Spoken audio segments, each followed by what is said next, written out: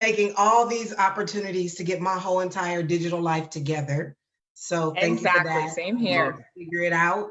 I did my first Zoom webinar yesterday. We had a couple of glitches, but I'm like, look, gonna make it do what it do.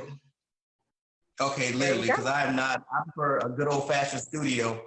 You know, isn't my thing. I like to sit in the studio. So we're gonna do it today, but we're gonna do it again later where we're actually in studio. okay. Because I prefer in studio. It's what I do. Okay. So yeah, that works for me. We'll get through today. Let me see. Okay, let's see. All right.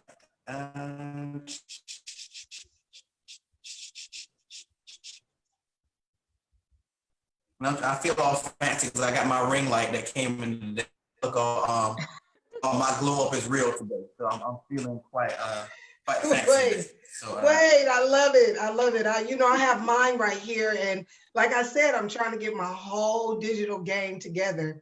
I'm shocked the girls haven't come down to try and give me all my pointers, but trying to get my whole visual proper and together. I'm learning. We'll figure it out. It's awesome. It looks awesome. We're live on Facebook. Ricardo, I shared that with you, and it's public, so you can share it or start watch parties or whatever you want to do. Yeah, I think I attempted to do that, so it should be on my page now. Let me check to make sure. I feel like this ring light is gonna give me a complex, but okay, it's just okay. All right, so I think we're good. Okay. All right, so let's get started. Everybody, welcome to the virtual edition of the Leadership Blend with your host, Ricardo Rice, and my correspondent, Simone Cherie. All right, so today, full disclosure, y'all know how I am about virtual stuff. It is not my thing, but the guest that was supposed to be in the studio today, we talked on Monday, and when I tell you she's a fireball, I was like, you know what? You pulled me out of my reclusion, so we're gonna do this. We're gonna make it happen. So today's guest is none other than U.S. Senate hopeful, which I'm voting for, because I'm telling you, once we're done with this lady today, you're gonna be like, I'm voting for her because she's thebomb.com. She has our best interest at heart. None other than the amazing Mrs. Maya Dillard Smith. Welcome to the Leadership Blend. Welcome. Thank you both. I'm excited to join y'all on today. And yes, we had a great conversation early in the week, and I'm so grateful that you came out of your hibernation to have me on today. We got some important things to discuss for our community, especially in the wake of the governor's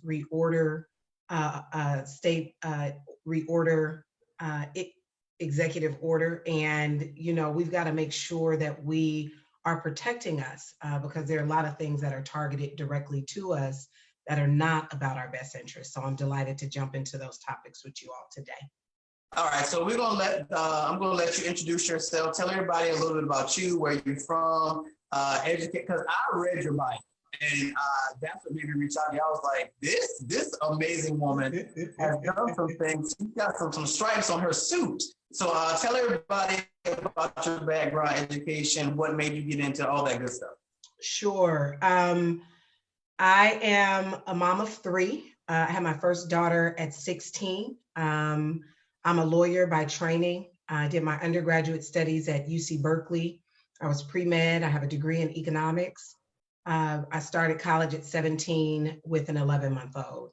A professor heard me debating in a health policy class the merits of 1996 welfare reform, which was a first modern wave of Medicaid expansion. And when I tell y'all I was a round the way girl from Oakland with 5-inch nails, bamboo earrings, at least 2 pairs, a Fendi bag, and a bad attitude. And so I think on this gentleman's recommendation, he didn't know me. He just literally heard me speaking. He told me I needed to go to grad school and that I had a career in government ahead of me. On his volition, I applied around the country and got in lots of different places and ultimately settled to go to Harvard University. I was the youngest member of my class. I tested out of most of the mathematical requirements. I I'm an economist by training and did a fellowship with the American Economics Association, Wow. the University of Texas at Austin. I've been a rulemaker for 20 years, and I started my career in the public interest, reforming the jury system in the largest law trained judiciary in the world, where I also served as a judge for nearly a decade. I have managed $1 billion of public-private resources. I was an advisor to Gavin Newsom, the governor of California, when he was the mayor of the city and county of San Francisco. I have been on the front lines of issues related to community development, affordable housing, revitalization, violence prevention, gun safety, the justice system and reform there, health and human services, Medicaid expansion, healthcare, global export import, and dealing with ports. I'm pretty multifaceted in the things that I've dealt with. I've worked in every branch of government and every level of government.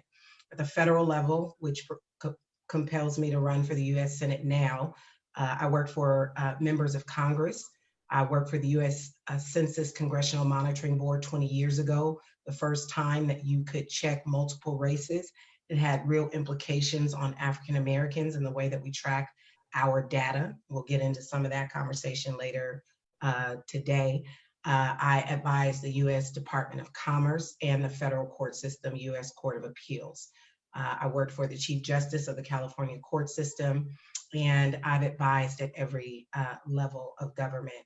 I am the former head of the Georgia affiliate of the ACLU, the largest public interest law firm in the world. The ACLU ushered in landmark civil rights legislation like the 1964 Civil Rights Act, the 1965 Voting Rights Act, and I've been on the front line battling issues of reproductive health and maternal health issues, dealing with issues of privacy, religious freedom, LGBT equality, racial justice. The list goes on, and I'm delighted to join you all on today.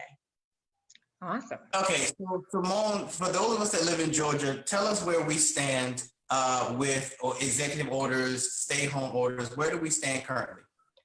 Yeah, well, I think what I was going to say, one thing that's important to mention, and Ms. Dillard did kind of touch on this, is that it's a public health emergency that was issued and then renewed from our own governor. So, you know, we have a title in Georgia's code with regard to emergencies and how we handle emergencies and homeland security and what the governor is allowed to do and is not allowed to do.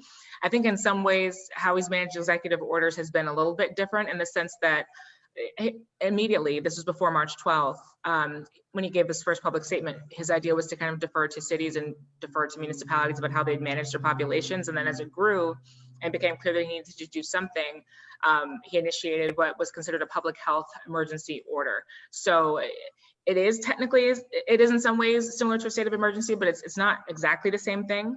And in this case, he's also been very frequently deferring to Timothy Ward with regard to criminal justice populations and to the Department of Health, Public Health, in addressing what's going to happen. Today is supposed to be the beginning of like a phase 1 of a reopening. It is not supposed to be an opening with the floodgates. But I do remember when he gave his first statement, and again, he renewed it and was supposed to extend it in the middle of April. So we are, I think, far ahead of schedule to when we thought we'd be having conversations about slowly reopening Georgia, let alone, you know, what would happen nationally. But I remember in the beginning of his first statement, there was so much, and it was streamed live as well. And that's how I was following it rather than watching it on television, because I love to see people's reactions. And there was a very adamant reaction from not just the business community, but from a lot of individuals about whether or not we should be reopening. And I felt, or at least I sensed in his tone, that he was very much feeling like he was going to need to reopen as soon as possible. So where we currently are is phase 1 of what is supposed to be a multi-phase process. We don't know exactly what that will look like. It's supposed to continue on Monday. So that's currently where Georgia stands. That can change at any time. There are different areas that this impacts. You know, I work in the criminal justice field, so I follow a lot of what comes out from our Chief Justice, from Harold Melton, about what's going to happen with the judiciary and whether or not we're going to continue to be in a judicial state of emergency and what that means for folks who are in the justice system. But as far as we all go, you know, the shelter in place that we've been exposed to has been kind of lax in the first place. I mean, we've had access to everything but what is considered non-essential business. So we've been able to go outside. We have not been, you know, locked down to our individual homes. We've been able to go to banks and to go to grocery stores, albeit circumstances are different. As long as we keep, a safe distance, we've kind of been able to do this at any rate. And I think that's the logic that he's using right now, is that this is just a slight tweak to what we've already had the freedom to do. That's what I'm getting. This is an assault on public health, period. This is a failure of leadership, and it's irresponsible by every scientific, reliable source available. This is nothing more than a political ploy to deny millions of Georgians public benefit, where we need to renew the shelter in place. There is not a single medical professional other than the one that the governor employs, Dr. Toomey, who is in agreement that we should be even approaching a phased strategy to start with. Every independent medical authority has said under no circumstances should jurisdictions be reopening without a testing infrastructure. Less than 1% of the American population has been tested. How is it that we have put the economy over the people's health? And I'm saying this, I'm not saying that our economy is not suffering. What I am saying is we have the resources to allow our labor force to shelter in place and to do a phased approach that supports the economy in a very deliberate and intentional way to protect the public's safety, to minimize resurgence, which we already are predicting will happen in the fall. And they are trying to normalize this like the flu. It is airborne. I hosted a national town hall last night with the National Black COVID Task Force. There were 11 medical professionals from around the country, African American, talking specifically to the issues of the lack of testing, the studies underway around vaccines, what it means to protect yourself from a nutrition standpoint, from a mental health standpoint, and what it means for us to protect ourselves where the government is failing. I would posture this, Simone. If I were existing United States Senator, I would be directing every mayor and every county official in the state of Georgia to be working with their local city attorneys and county councils and the National Coalition of National League of Cities and the National League of Counties to institute and enjoin the governor's reopening of the state. This is an unprecedented time, which requires unprecedented strategies. And as a former head of the ACLU, which institutes affirmative litigation, I would be leading an effort to file a lawsuit enjoining the reopening. Cities were not able to move in a coordinated fashion to bring such a lawsuit to fruition.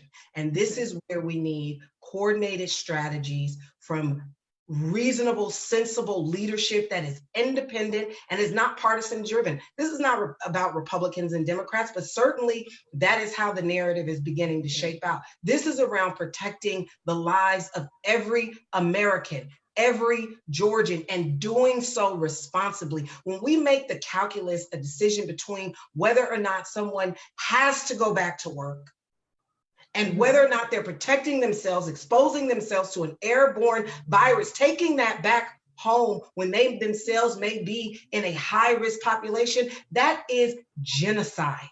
It is irresponsible, and we have to use language like that. This is not a time for polite politics. This is a time to sound the alarms. When our governor directs bowling alleys, movie theaters, beauty shops, barber shops, tattoo shops, and says from the podium he's opening businesses that do body paint, what are you talking about? Will it give money to those business owners if they need it? Absolutely, but at what expense? When we know 50% of the population is destined to die from this virus, and we have 330 million Americans, I'm asking, who wants to be one of the 10 million that's projected to die? That's an unacceptable calculus to me. Let me ask a question, because small business owners are finding themselves in a dilemma, because you have Governor Kemp saying, okay, we're doing this rollout, we're opening certain types of businesses this day, other types that day. Then you have Mayor Bottom saying, no, I was not aware of this. Me and the governor of Augusta, we just had a conversation and we did not know he was going to do this. So she's saying, you know, I don't really want to, but she advised her constituents to stay home. Then you have small businesses who, for all intents and purposes, the loans that they were given to small businesses, let's be real, a lot of those businesses had 500 employees or less. That is not my definition of small business. So now you have the restaurant owner, the salon owner who's sitting on the fence saying, okay, well, I don't want to endanger my people, but at the same token, I'm getting calls from my employees saying they really need this money. So how do you fathom being a small business owner in this given situation? So there are a couple different things. The deployment of the resources to small businesses under the Paycheck Protection Program was a complete failure. The level of shifting of resources at the bank level that required a pre-existing bank relationship was doomed from the start. Every time you issue a program that's a loan, the bank takes 2 to 3% off the top. They shuffled applications is coming out. Wells Fargo, who is known for their lack of integrity, their lack of moral turpitude around our money. This is the same company that issues fraudulent bank accounts, and you trust them with millions and trillions of dollars? And then you delay and swap out and do the same predatory lending practices that you already are known to do. That was a doomed strategy from the start. And it makes me question, why do Democrats continue to go along for the get along? They could have restructured those things so that they did not have to be directly connected to financial institutions, which in of themselves have not proven themselves responsible stewards of the public dollar. Every dollar that went out was yours and mine.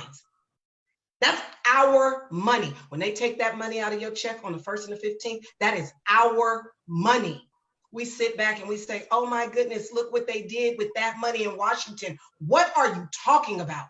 When your roads are messed up, when your schools are underfunded, when you lack hospitals in your communities, that's because your tax dollars were not properly earmarked to your communities. It makes why filling out the census is so incredible this year. But not to lose the point of your question, for the small business owners who are not protected, number one, COVID is not producing problems that were not already pre-existing. It is only amplifying the brokenness of structural bias, racism, and inequality, even for poor white folk, poor working class white folks. It is amplifying what was already broken. Our financial system is broken. Our definition of small business is broken. 500 employees is not the definition of small business when a place like Georgia says we are the #1 state to do business. We're the #1 state for the last 5 years to do business in America. 90% of those businesses are small businesses, largely driven by Black women, which tend to be sole proprietor or have 1 or 2 employees. Most restaurant businesses have a workforce of less than 50 employees. We have to redefine the definition of small business to have tiers. We've got to protect micro businesses, local businesses. Those are the businesses that keep our local economy thriving. They keep our neighborhoods thriving. They've had to readjust right now, and they are desperate for resources because they were primarily the businesses that cannot produce the level of documentation that many of these banking institutions require to even get in the pipeline for PPP to start. I think that's very fair. I wanted to ask you on that point though, just in terms of small business, and you mentioned sole proprietors. Independent contractors are a group that we've been talking about on our show quite often when it comes to lots of different tiers, when it comes to who should be eligible for something like a business loan, or when it comes to who can qualify for something like unemployment. How do you feel about how this has impacted the gig economy, and folks who contract themselves out, whether it's online on something like Brainfuse, or whether it's their driver for Lyft or driver for Uber, et cetera?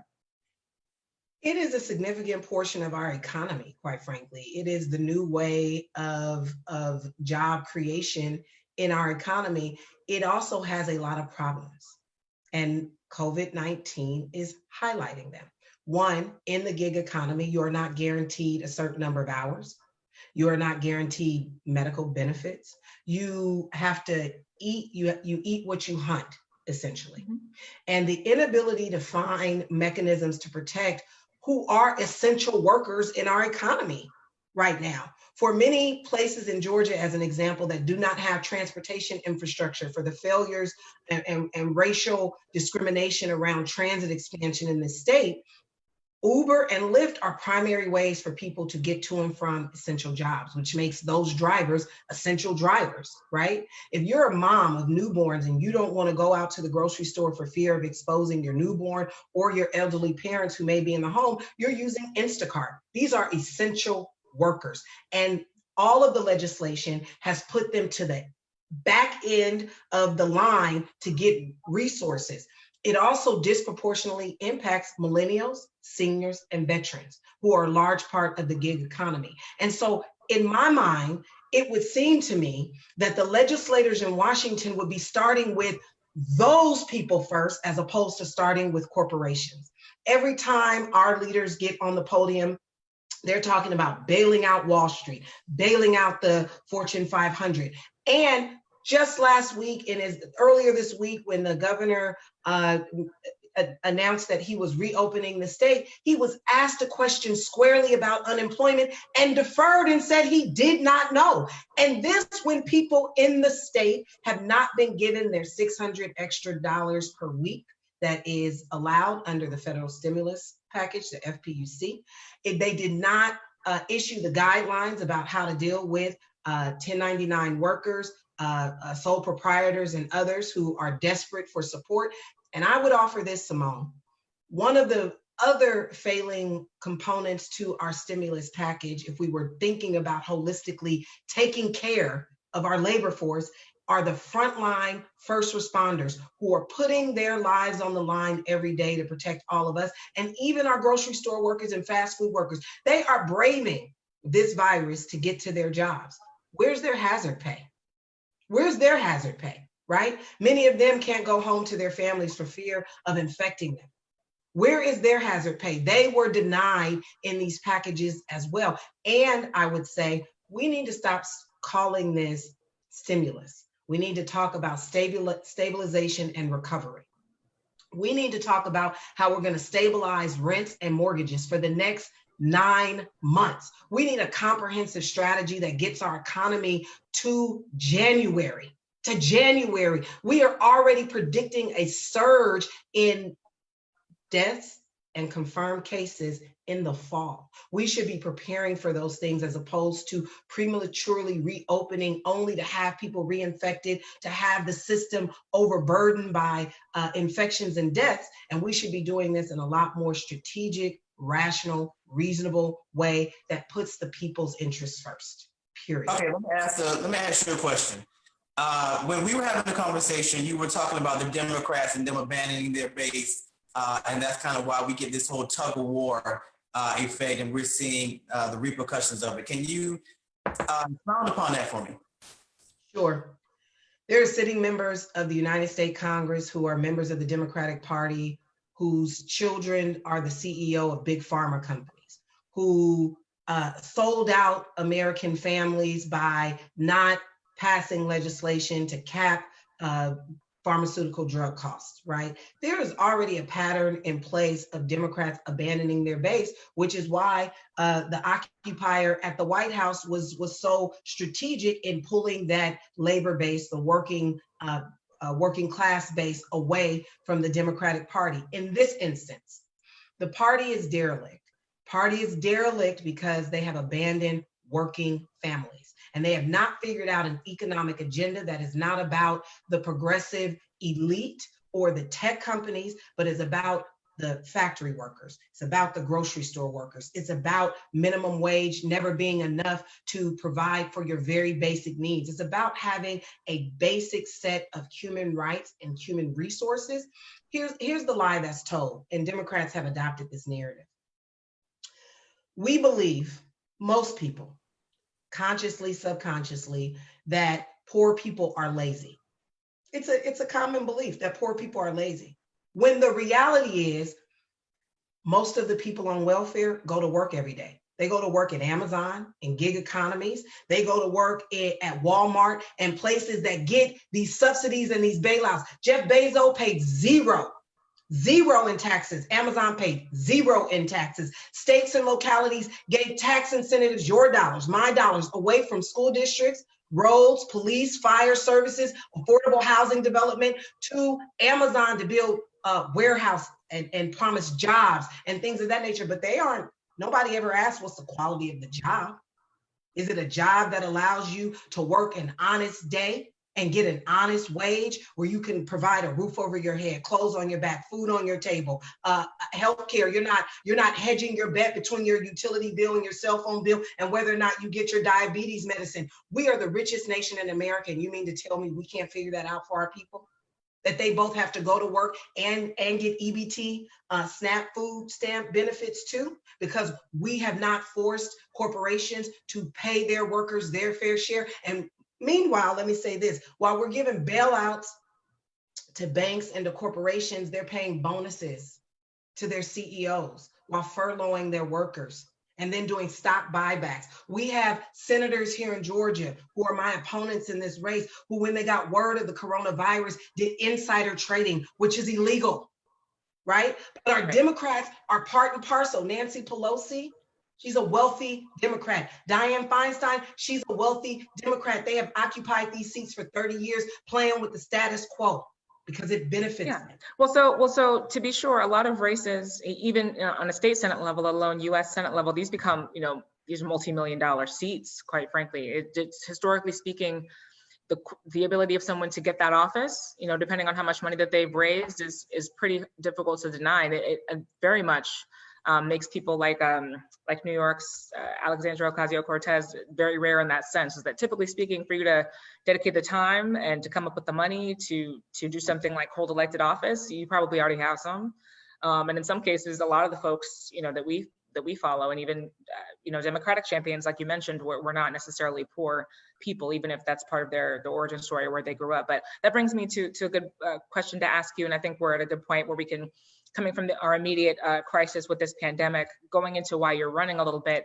You talked a lot about your background. I knew that you were the head of the ACLU, and I work as an advocate and as a lobbyist, and you've had so many other opportunities to advise government, and it seems like in those places that you can be super influential, and this is certainly my bias, but that you have somewhat of a level of autonomy, right? And that you are not representing one specific demographic of people, and therefore obligated to maybe vote in their favor, even if there's complete information that they may not have, or even if at the moment there are those dire immediate short-term needs. For example, maybe in this case is that the economy, maybe it's this dire immediate short-term need, but long-term we could be talking about something far worse by giving into that need.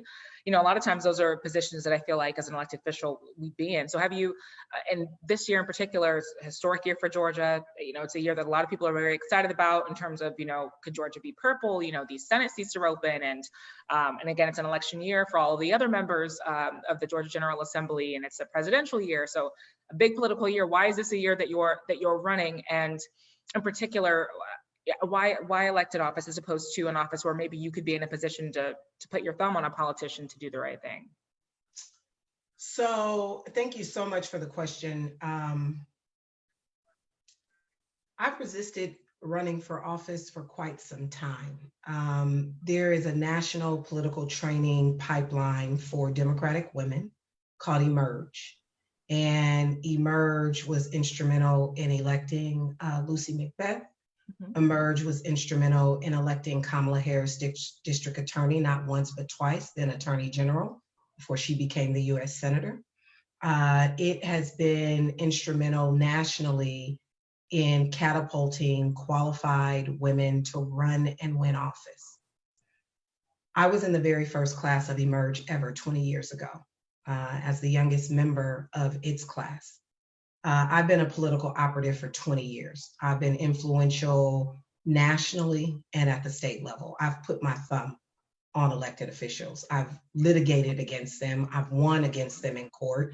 I've held them accountable in every possible way an advocate could, whether that was in the halls of Congress or City Hall, or in the chambers of county commissions, whether that was in the courthouse, or outside on the court steps. I've organized at the grassroots level and the grass tops level. There's nowhere I can't get. I often tell people, and it is what it is, I speak multiple languages, none of them foreign, but all of them important. From the block to the boardroom, from the symphony to the strip club, from the King's English to Ebonics, and it's necessary. I have very rural roots. My family is from Putnam and Emmanuel counties here in Georgia. We still own and operate a 50-acre family farm that's been in the family for 100 years. My ancestors planned for me, and they planned trusts, and they planned business, and they planned enterprise. And one of my ancestors is the plaintiff in a landmark school desegregation case called Weisinger versus Croshank, 1891. It is the first successful school desegregation case in America for African American and Native American children. It is precedent for Brown versus the Board of Education. So this is in the blood.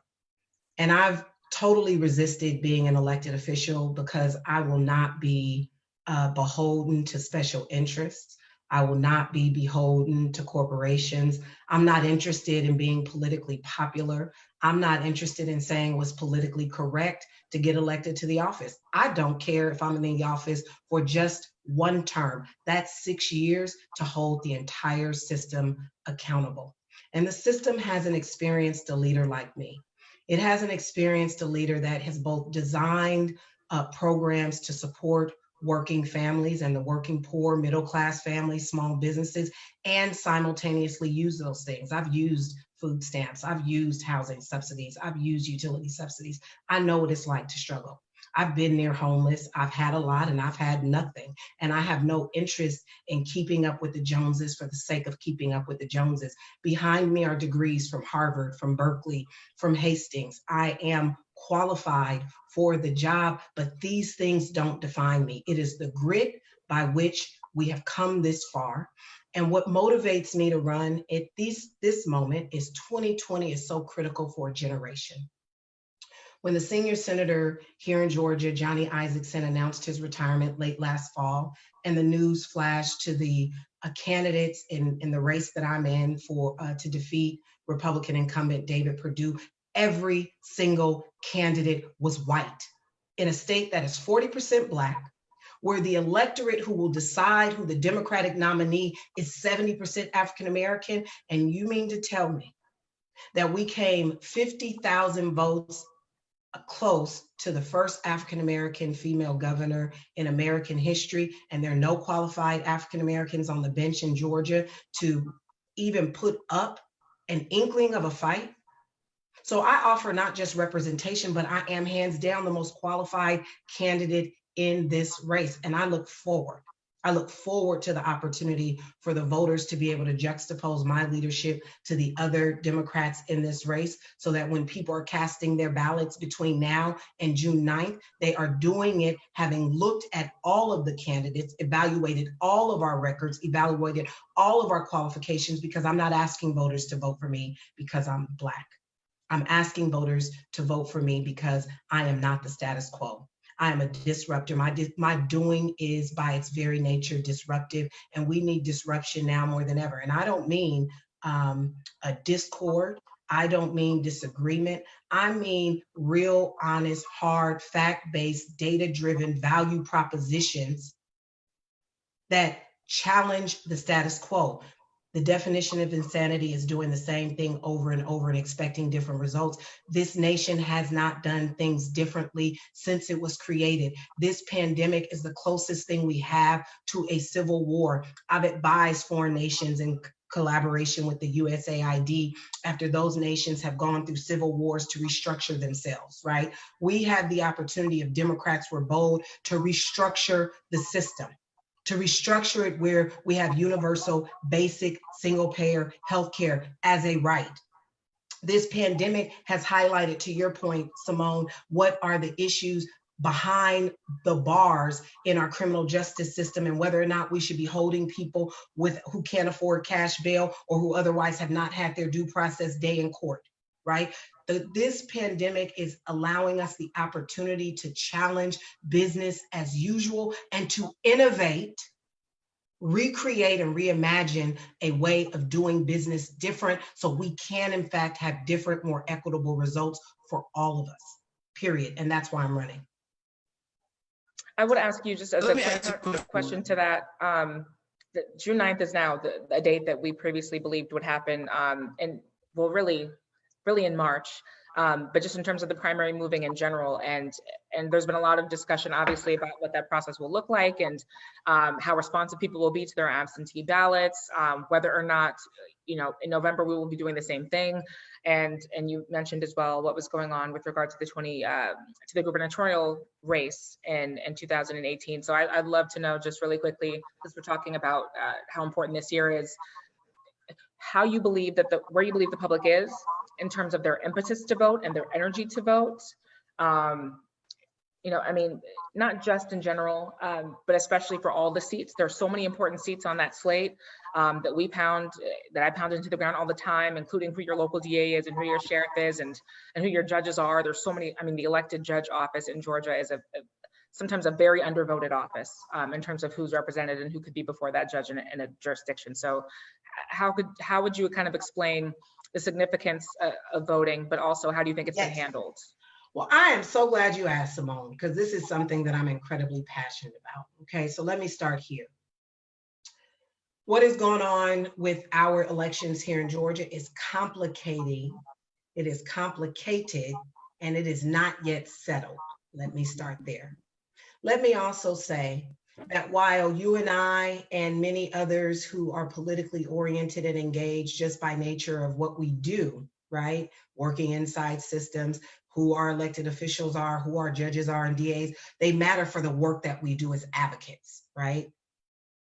But the average voter is concerned about how they're going to pay next month's bills. Today's the 24th, right? The first is in 6 days.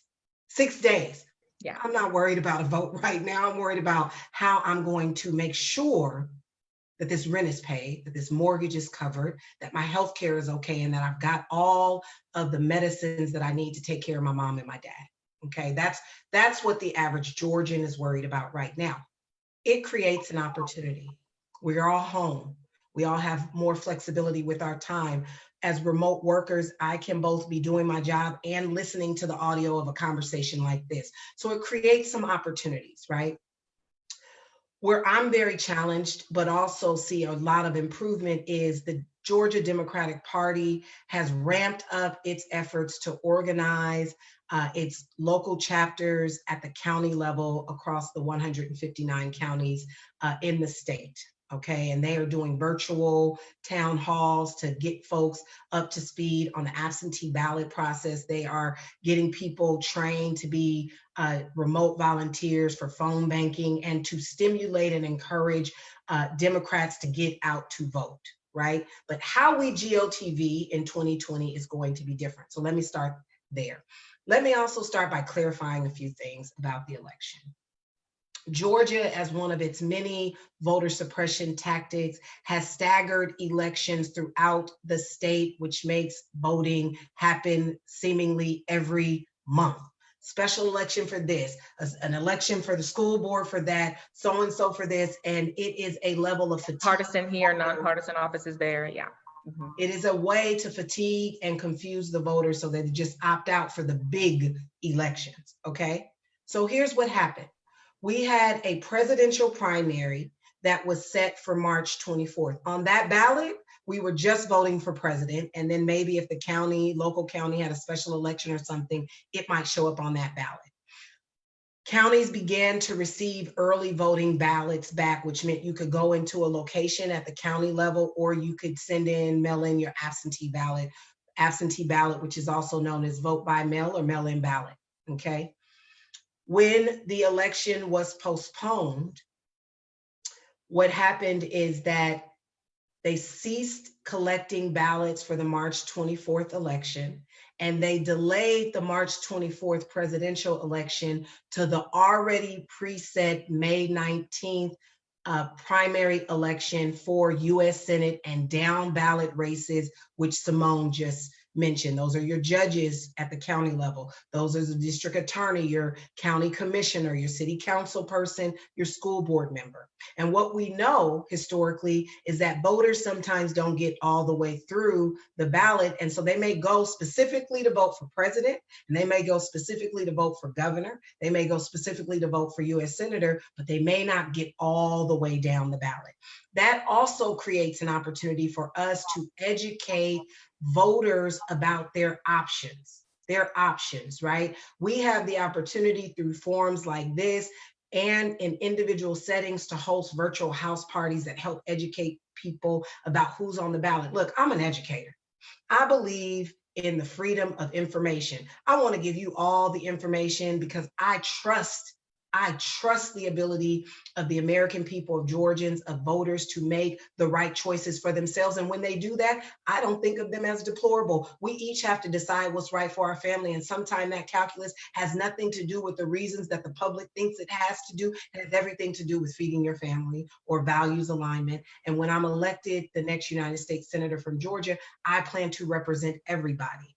That being said, now all of those races will show up on the June 9th ballot, for which the Secretary of State sent to all active voters applications to receive an absentee ballot. This is important. What the Secretary of State is not the ballot itself, it's an application to get the ballot. In order to get the ballot, you have to mail the application back. If you didn't get the application in the mail, you can go to the Secretary of State's website at sos.ga.gov, click elections, and you can get to the application for absentee ballot, which absentee ballot means to vote by mail, and you can download it. You have to send it back, which means you have to put a stamp on it. What is true for the last 50 years is that if voting documents lack a stamp, the United States Postal Service, as a courtesy, will still deliver it. But if, by all means, put the one stamp on it, especially if you've printed it from the computer, because the post office may not know that it's an official voting document if it's not the application that the Secretary of State sent. Okay. Some counties have already begun sending out early ballots and absentee ballots. And so early voting for June 9th has already begun in certain counties. Once you apply for your vote by mail ballot, you will receive it in the mail. I just want to caution people one thing. We've seen a lot of trickery from the Secretary of State over the last several election cycles. I want to advise everybody to do the following before you submit your absentee ballot. There is a place on the Secretary of State's website, MVP, Michael Victor Perry.sos.ga.gov. And if you go there, you can check your voter registration status. You need to do that, and you need to do it routinely because they're still purging people from the rolls. You want to make sure that your registration remains active, number one. Number two, when you go to check that registration, I want you to write down exactly the following information: your name, your address, your date of birth, because when you complete your application for your absentee ballot, you want to make sure that the information is an exact match, okay? You all know all of the brouhaha about the exact match, which is what produced all of the purging from the Georgia rolls, is because under exact match, and we've not seen how they may try to apply that in this situation, so we don't want to give them any opportunity to disqualify your application for a vote by mail ballot.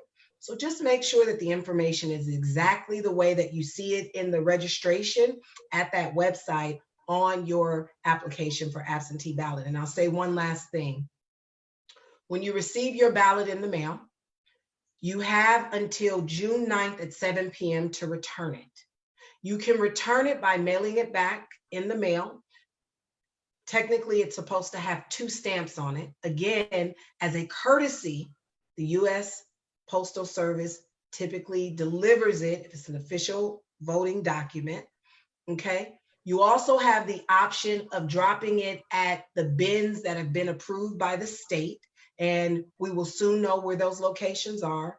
And then lastly, and in my opinion, the most secure way is to drop it off on June 9th at your county elections office. Me, I'm driving mine to the county election office. There are also some opportunities to track your vote by mail ballot. And so in some ways, it makes it more secure than the electronic voting machines that the Secretary of State was trying to roll out anyway. I was at the hearings to oppose the rollout of those machines, which violate a bunch of voting rights and due process rights. And so I'm saying all of this to say, while I think that particularly African-American voters are disconnected from absentee ballot voting, Democrats in general relative to Republicans are disconnected from absentee ballot. If COVID-19 has not put a fire under people's sense that we've got to vote, we have got to vote, and we've got to edify and educate ourselves. But it's also incumbent on folks like me, you all, and others to get the information out to people so that they can exercise that right, right? Yeah. And I'm not into telling you who to vote for. Again, I want to give you all the information that give you the opportunity to exercise the franchise with as much information to make decisions for you and your family. And yeah, that's I'm excited and embarrassed and a little worried that I didn't know that. I didn't realize that we didn't have to have a stamp. I didn't know that there was a courtesy extended. Well, you do need to have the stamp. I don't want people to think they don't need to have the stamp. Yeah. I just don't. But here's my concern. Let me be clear. Let me be clear on why I say it. Because if you're under 50, how many stamps you got in your house? I don't have no stamps here. I have one book that's lasted me for about 2 years. To get a stamp, okay? So I'm just saying, don't let the stamp hold you up. Gotcha. Okay? If you don't have a stamp, go to your neighbor's house, Big Mama and them down the street, knock on the door, get a stamp from the seniors. They got stamps, but don't let the stamp be the reason that you aren't counted. It is so critical. And we have the power to decide.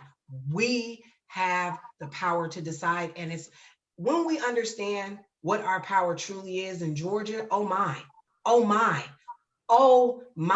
how things could change. So many of us are disillusioned by a system that continues to try and beat us down, shut us out. But if we could remain steadfast, we have come through things much worse than COVID. We have come through things much worse than what the attacks are against our voting rights right now. We have suffered through some things, but we are a resilient people. And when we know that we were known before we were born and that we are bestowed with greatness, we will, as a chosen people, be able to truly step into our greatness. And that is not in any way juxtaposed to any other group.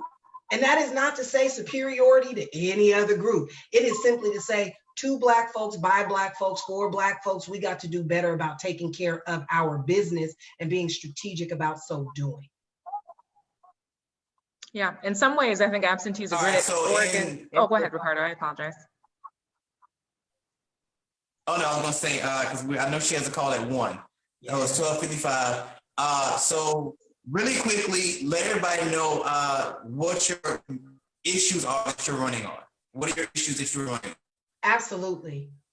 You know, as I've said, and I'll continue to say, COVID-19 only amplified the things that I've already been fighting for. I'm fighting for everyday working Americans and Georgians to get their fair share. I'm fighting for farmers. I'm fighting for millennials and seniors, veterans. I'm fighting for folks in rural Georgia, coastal Georgia, the mountains in North Georgia and South Georgia, right?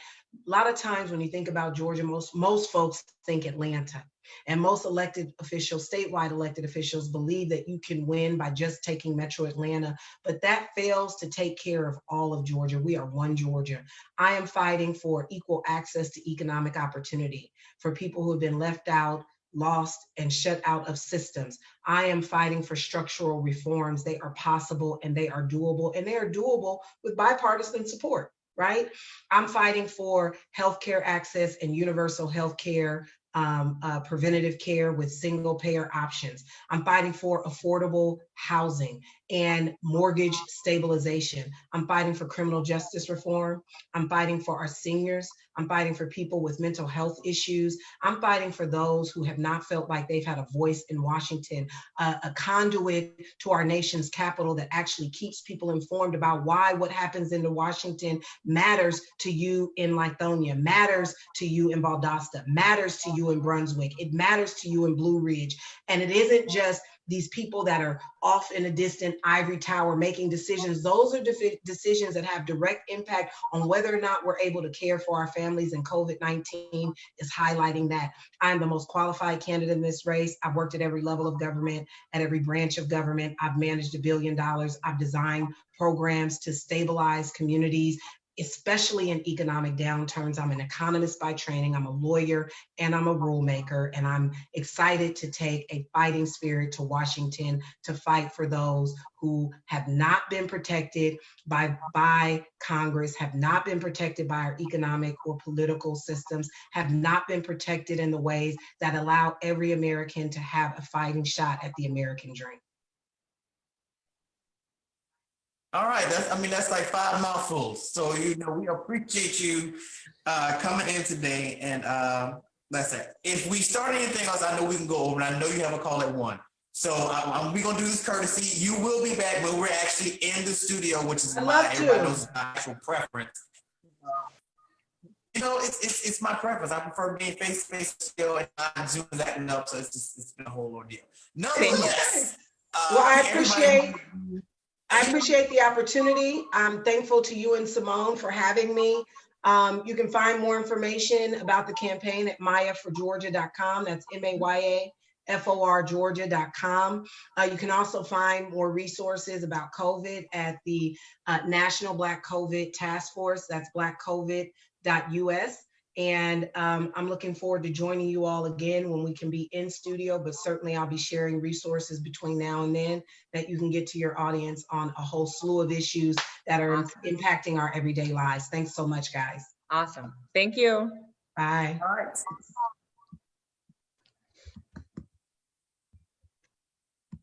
All right, so we just had Mrs. Maya Dillard Smith, who's running for U.S. Senate, and she's definitely a sweetheart. And we didn't really get into the essence, a lot of what she really, how passionate she is about not only the seat she's trying to fill in the district, but also just in general.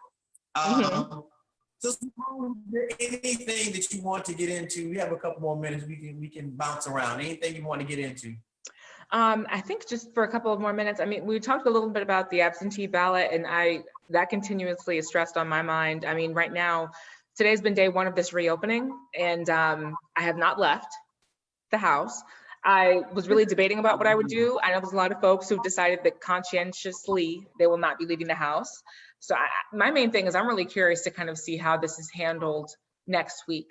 Like, are people eager to go back to work and to leave their house? We didn't get to really get into it, but I know there's folks who are as anxious as I am about feeling like they're trapped and feeling like they live in some weird middle of nowhere where I can walk outside and not see anybody else. So I'm just kind of curious to see how the public reacts. And, for some people, again, it may be worthwhile. I think economically, this is just going to be a very interesting thing that plays out. Do people feel like, as people await their stimulus checks or await their, unemployment stipends, and as there are issues, I think that's going to be the real test of, where Georgia sits and how Georgians feel. And I just hope whatever that is, that they remember it and vote on it, and not just forget. There's a lot of time between now and November, and I think you've called the USA before the United States of ADHD. Was that you who said that? I've heard that phrase that like Americans have a short-term memory and we tend to forget. So I just hope whatever happens that we don't. Oh yeah. Well, I think because I was reading an article that was talking about Uber and Lyft as it correlates to unemployment, and a lot of these gig workers are saying there was no streamlined process for them, and it's not even so much on their end. They were telling the stories about people who were applying for unemployment, and when it came to verification with Uber or Lyft, they could get no result. So as a result, a lot of those gig workers were forced to continue to drive because they could not get their unemployment straight. And then they, the correspondent for, I can't remember what outlet I was reading, which we all know is very selective. They were saying that when they called Uber or Lyft, Uber and Lyft's response was, well, we're complying and so on and so forth. But I feel like coming out of this has got to be, there has to be more of a definitive definition of gig workers, especially as it pertains to Uber and Lyft, because you're still having this debacle of independent contractors versus employees. And it does make a difference where your benefits and everything that you may need is going to fall. Now, I was hoping that, and I'm very passionate about Uber and Lyft drivers, particularly as Maya pointed out with what we're dealing with now. And she mentioned fast food workers. Exactly. Like, is this something that we are actually revisit? Because I know how you and Derek feel about minimum wage, but I feel like we've seen a real life play-by-play of what this looks like. Because the reality is, for all intents and purposes, whether you like it or not, that fast food worker, that grocery store worker, the Uber and Lyft driver that brings your food, the Instacart driver that is dropping off your groceries, in essence, they are the essential workers. Because if they abandoned their post, all of us would be in turmoil, including me, because I've become best friends with Uber Eats. And I didn't realize how much I would need it until we got into the situation. So, my question becomes, are we seriously going to have a conversation about minimum wage and the definitive defining, specifically in Georgia, of independent contractors and employees as it pertains to rideshare employees? Because they did make or break this work, whether you like it or not. Yeah. I think that's right. So, I don't know. I mean, like you said, we tend to forget things really quickly when we're no longer in it. This all sounds nice because we're in this moment, we're in this situation saying, oh my God, thank you for your service. Oh my God, thank you for essential workers. And we're clapping when they're switching shifts and all that stuff. But when this is over, are we going to come up with a new mindset, a new game plan which to take care of these individuals who braved an epidemic to make sure we had what we needed so a lot of us could do our high profile jobs or continue to take care of our families so that it didn't infringe upon what we need to get done in the wake of what we're going through. Yeah, that's exactly right. So I don't know. I was hoping we follow like California and stuff because they've been very proactive about dealing with rideshare and passing legislation and so on and so forth. And I was hoping it would have picked up in Atlanta or Georgia by now, and it has yet to. So yeah, that's the thing. Yeah. So anything else that's on your agenda, or are we good until the next go around? I think we're good till the next go around. And let's put a couple pieces together and kind of see what the reaction's been. Hopefully the next time we speak, I know we'll have a lot more information about how people reacted to the reopening, if they participated or if they opted out of the reopening. I think that'll be really interesting to talk about next week. And I know LA Fitness and Planet Fitness are like, no, we're not. I think LA Fitness had planned to reopen on May 1st, and they sent a letter to their the people that utilize their service saying, yeah, we had planned for May 1st, but we're going to sit still and we're going to see what happens. So we're not opening back on May 1st. And Planet Fitness is like, nah, we good.